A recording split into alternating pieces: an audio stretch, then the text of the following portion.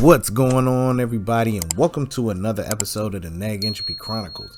Now, I'm gonna be honest, I was not really particularly looking to do this video because I wasn't actually aware of what was going on. If you look at my other videos talking about Joe Rogan, I got a part 1 and part 2. I talked about it very open and candidly, but today I'm almost on some. I just looked at my wrist, I got time today, forget it, I'm crossing the line today. Because I saw 2 videos while I'm researching different videos, trying to see what I'm going to get into. You understand? But I saw these 2 videos, and I want you to see them and rock with me so you can get at what I'm trying to pass off. So let's not waste no more time and get into it, all right? Your intent. When you say the N word, you're saying, like, it cannot be spoken. It cannot be uttered. It is a sacred word. Yeah. It is a magic word. If you say it, Candyman will come. Right. You know, it's like, it's very weird. It's very weird that we've ever allowed that. It's one thing, like, you could say spick. No one's going to get mad. Now, let's talk about that. That's not accurate. If you're talking to a Puerto Rican person and you call them that, I'm from a city where if you call them that, it's go time. You got to actually deal with it. So he's not accurate in that at all. You know, like it's not as racially charged. You know. Yeah. And then there's other ones that like you can just get away with all day, like Irish ones or Italian Mick or Guido or they don't give a fuck. Yeah. You can call me a Guido all day. I don't give a fuck. No one cares. Shink is a tough one. They get very upset about Shink's Shink. rough. Yeah. Gook. How about Gook? That's a rough one. Oh, that's a really rough one. Yeah, but the N word, you won't say it. Look at you. Say it. Nigger. It's a charged word. Nothing happened. See, but if you Now, we're going to really talk about this. He goaded somebody else into saying the word, which means that he wants other people to be on the same playing field as him when he used the word previously. Now, mind you, he's goading someone into saying the word when he has a child, stepchild, whatever, that is actually black. That is problematic. Now, when you look at the videos, I've tried to find other words that he's used, but there's one word that he left out, which is the Jewish racial epithet, and he won't use it. Why? Because he knows what playground he can play in without repercussions on the massive level. You understand what I'm saying? I want to know who that guy was that said it, because we're talking about he's not racist, he's not this, he's not that, but he's not having these conversations with black people being there. Is he having the N-word conversations when black people are there? No. So understand, I'm still not saying cancel him, but I want y'all to see some aspect of a coward mentality when it comes to that. Hey, y'all can say what y'all want, but he's not saying it while black people are sitting there. I got more for that. Trust me, you think I'm full of it? Let's keep going. This idea that you cannot look at statistics, you cannot look at facts, and in your conversation with Ezra Klein rather, that's what I got, is that this is an ideological issue, and that it's almost like an impossible subject to breach. Yeah. Like you can't even discuss the fact that certain races demonstrate low IQ, and then let's look at what could be the cause of those. Even discussing that somehow or another is so inherently racist that it must be ignored or must be silenced, and that you must first concentrate on all the various injustices that have been done to those people who have this lower IQ. Yeah, well, let me just take a couple of minutes to this. Now, let's talk about that part. So when you look at that portion where he's talking about IQ, let's talk about it in some real context. There was a portion in time, they made a whole movie about it, about black women who were human computers that were able to do mathematics to where no one else was able to do it, but they were so low level in the construct, the IQ level didn't apply at that time.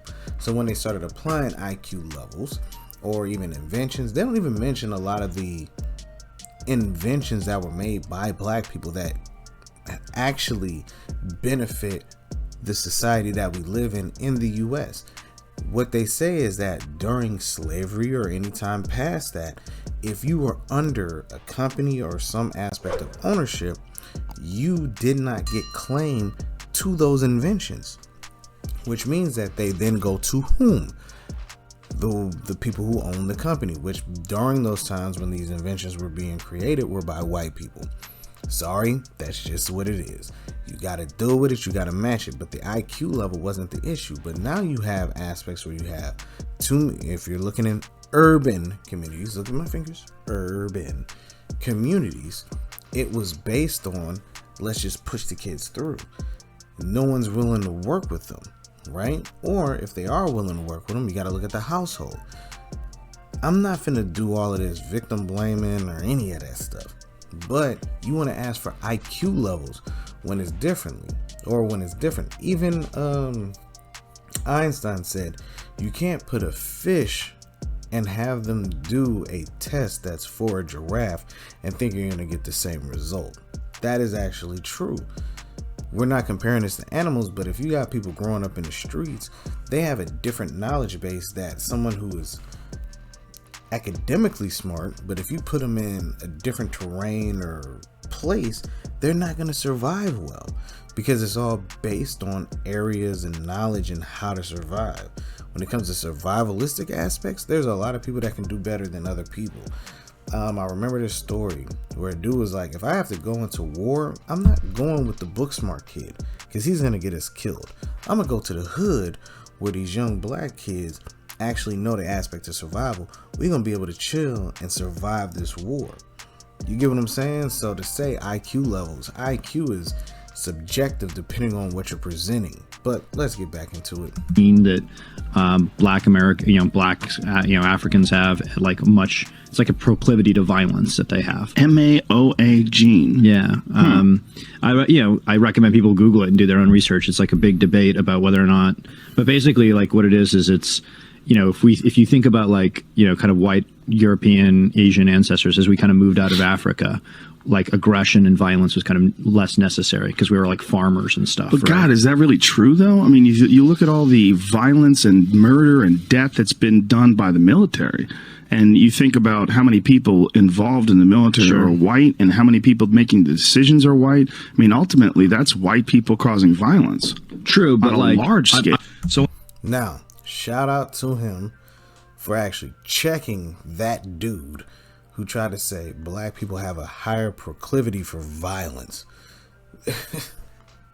I really hate that people say that someone from a certain racial group has a higher proclivity for violence, and they're not talking about it in its full aspect.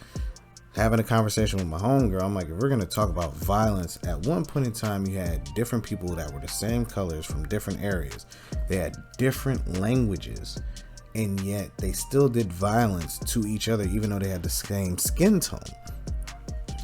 So does that mean that this group was more violent than the other, or was it about size? It doesn't. Violence is violence. Now, if you see what's on the screen, Candace Owens said this. The Rock turning his back on Joe Rogan is so emblematic of why these fickle Hollywood types are never to be taken seriously. Remember, fellas, routine steroid injections does not make someone a man.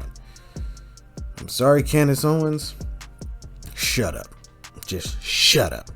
Because this man was using the N-word. He was using these contexts that he even had to say were racist. But yet, somehow, The Rock is wrong for backing off because he said, hey, I didn't realize how many times he said the N-word. Because a lot of people forget that The Rock is actually half black. His mother was Samoan, his father was black. And yet, if I hear the N-word and I'm seeing somebody I rock with use it, I gotta call him on the phone like, bro, what is you doing? Bro, you need to apologize for what you did, because you ain't do this stuff in front of white people. You did this stuff in front of other people. Yeah, you looking for jokes, and then even in the midst of saying it, you was like, yo, that was actually racist. Let me pull that back and explain why it was actually a good thing. I'm gonna play this part when he was talking about the Planet of the Apes, but I'm gonna have you watch the dude on the left side of the screen. Look at the mouse. I want you to look at this old school Italian dude right here. This dude here, that's what you're gonna need to see. And when you get what I'm saying after I say this, peep game. Anyway, we can't go to there. So I go, you got to go to one where there's Planet of the Apes, man. We're going to go see Planet of the Apes. So I look on the iPhone app, and it says, okay, take me to this one. And the guy goes, okay. I go, is that in a good neighborhood? He's like, oh, yeah. Guy barely speaks English. He takes us there. We get out, and we're giggling. Oh, we're going to go see Planet of the Apes. We walk into Planet of the Apes. We walked into Africa. Look at dude. We walked in the door, and there was no white people. There was no white people. See how he leans back? Planet of the Apes didn't take place in Africa. That was a racist thing for me to say. But you see what I'm saying. What I'm saying is, I ain't gonna comment it. He's leaning back, doing this, mad uncomfortable. Joe Rogan is Italian. That dude, he's been in plenty of Italian movies, old school Italian. He's outgrown that stuff. And he's like, I ain't even finna laugh on it. The dude on the right, young, naive, or whatever you want to give him to make him not seem like he's a grown man who doesn't know. Because that's how most people do it, right? But look at that dude. Please stuck to your head. Yeah, what happened is we walked into the blackest neighborhood we could find. I mean, there was literally no white people. It was amazing. And everybody was super cool. You know, it wasn't a negative experience. And this is something I wrote on Twitter that we all went. Now, because I was talking to you, I might have missed it. Joe Rogan said that was racist. And now he's trying to say it was really cool, so on and so forth. Because why? He wants to make people understand, no, I'm not saying that they're apes. Or he was like, first off, the movie wasn't even done in Africa. He's trying to recorrect it to make people not think, hey, I'm not saying that black people are apes. But you even realize that was racist. You get what I'm saying? But I'm not done. Let me show you the other guy that I mentioned in this whole thing. Howard Stern, who is a Jewish man. Now, Joe Rogan stayed away from the Jewish racial epithet that would have probably got him destroyed back then, or within the last 10 years, or however, whenever he dropped that other video. Now, let me show you a Jewish dude who has no qualms with using the N-word. Oh, hush up. I hate blackface. I just can't get this shit off. Besides, Whoopi done wrote everything I'm going to say here tonight, so it's all right. Ain't that right, you smelly nigga? I didn't write that. Well, you is a smelly nigga. I got some more jokes for your New Year's Eve party there. You're not... That's two right there. He's sitting in blackface, sitting next to Sherman Hemsley. And I'm sorry, if I'd have saw this, I've been disgusted with him too. Mind you, I've never liked Howard Stern. From back in the day in 93, this is 93, he did Fart Man for the MTV Awards. I see this dude coming down in some yellow clothing with his butt cheeks hanging out. That's some nasty, god-awful, dirty, dungy, dingy, old dirty man tactics with his butt cheeks hanging out, look like some flapjack pancakes, just the most disgusting thing I've ever seen in my life. And he came down, I'm Fart Man. But this is what he made before that. And mind you, he got a $500 million deal from SiriusXM. I'm telling you, they get passes out the wazoo. Now, if this don't make you cringe when you watch the rest of this, you the problem. Peep the rest of this. Tired of this. And don't be racially offended, cause Whoopi done wrote them for me, okay? Here we go. Go ahead. Black hole. Black hole. You're gonna love this. Hey, look at that. What do I loves most about the Whoopi? Yeah. That sure has great timing. Hey, Robin, what does you call a black rocket scientist? I don't know, A Ted. nigga. Whoopi wrote it. Whoopi wrote it. Hey, did you happen to notice this? No, what this is here that? is my mother, Mama Dancing. Why, she done working blackface too. She must be very proud. Yeah. Now I know you really love me, Ted. You the man. I tell you, you the man. What done happened to Sherman's career? It's really over the end. I want you to give us a kiss, you smelly coghead coon. Now, Pete, what just happened? He didn't keep Sherman Hemsley as Whoopi. He actually called out his real name and said, what didn't happen to Sherman? Look where he's at. So he's literally berating Whoopi Goldberg, Ted Danson, because don't get me wrong, Ted Danson had to apologize for the fact that he came out in blackface to roast Whoopi Goldberg back when her whole roast happened. But then he calls out Sherman Hemsley for acting like her, and he was like, look at what his career has come to. He was literally berating him for the fact that he let him say the N-word continually over and over in front of him, and he did nothing about it.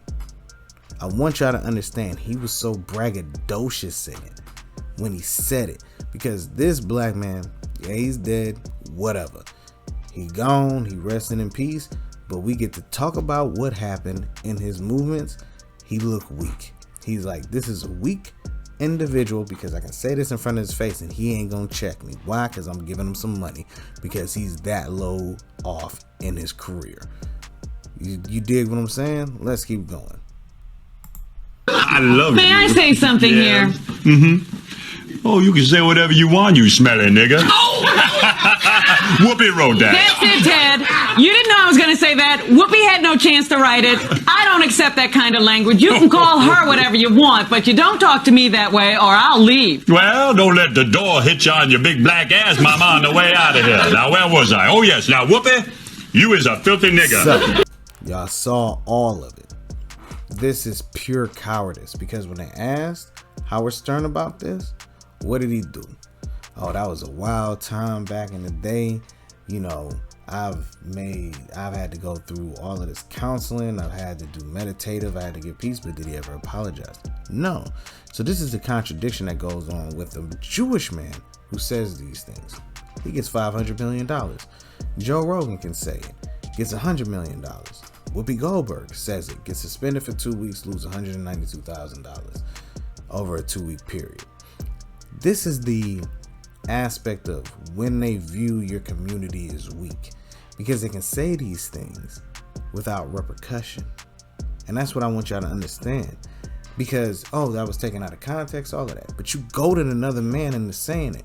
You never do it on the shows with black people.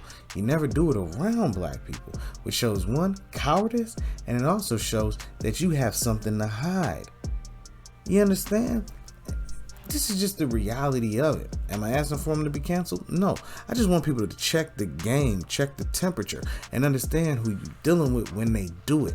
Because if it's in context, if a white person see you and y'all been talking that stuff, it was something you know what I'm saying? Then yeah, y'all have that camaraderie because you've told them this is okay. He's not a racist, but he won't do those type of conversations in front of black folks. He ain't talking to black comedians saying, yo, you know, Paul Mooney said this. Whoop, whoop, whoop. You don't see none of that footage. He did all of that with white folks. He did all of this stuff with Italian folks. He did that with everybody else except for the color of the people that he was talking about, but he wasn't saying it directly to them, which showed some aspect of him understanding that if I say this in front of them, it's probably going to be a problem. But let me know what y'all think down in the comments section, and be on the lookout for more videos and stop falling for this nonsense. Because at first I was with his apology. Yeah, it makes sense. Bada bing, bada boom, all of that. But anybody that's trying to give it a pass and don't address these type of things is losing out. But let me know what y'all think. All right, everybody. Peace.